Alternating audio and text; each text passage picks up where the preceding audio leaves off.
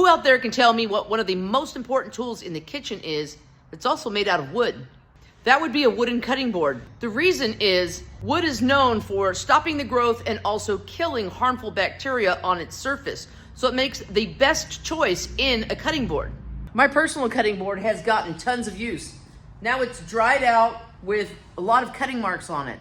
So it's time to give it a quick refresher, which is fast and easy to do. All you need is something to sand with and a new coating to apply to rejuvenate your cutting board. The best way to get the knife marks out of the cutting board surface is to sand it with an 80 grit sandpaper first, then following up with a higher grit sandpaper for your finish sand. To remove material quickly, I could use my belt sander, which I'll start with, and then I will finish it off with my random orbit sander. So a belt sander sands a lot more material off faster than, let's say, an orbital sander. So you can either clamp your workpiece down, or you could choose to use a non-slip surface like I have here to hold your workpiece down so that you can sand the entire face of it easily without running into any clamps.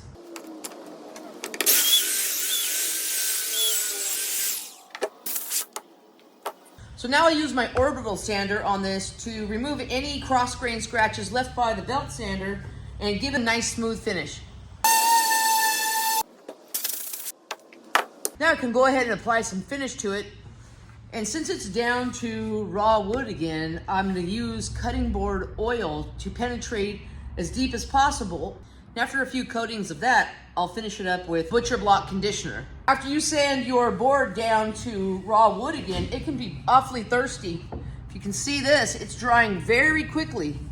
And this is an end grain cutting board, so it's going to be a little more thirsty than a flat grain cutting board would be. Make sure you give your board plenty of that cutting board oil to drink until it sucks it all up. Once it stops absorbing your oil after a few coats, that's how you know when it's time to stop and move along to the Butcher Block conditioner as the top final coat. This Butcher Block conditioner is made to penetrate the wood surface down to the oil and use the waxes that it's mixed with to help seal the board from moisture. I usually spread it around with a rag to get it even and then push it into the pores by hand. You'll see a big difference in this versus just wiping it onto the top. Now we just let this dry, wipe off the excess, and we're ready to use it again. A good quality wooden cutting board will last you a lifetime if taken care of properly, as well as be safe for your food versus other materials like plastic or glass. Something you do not want to use on a wooden cutting board to seal it would be any type of vegetable or coconut oil.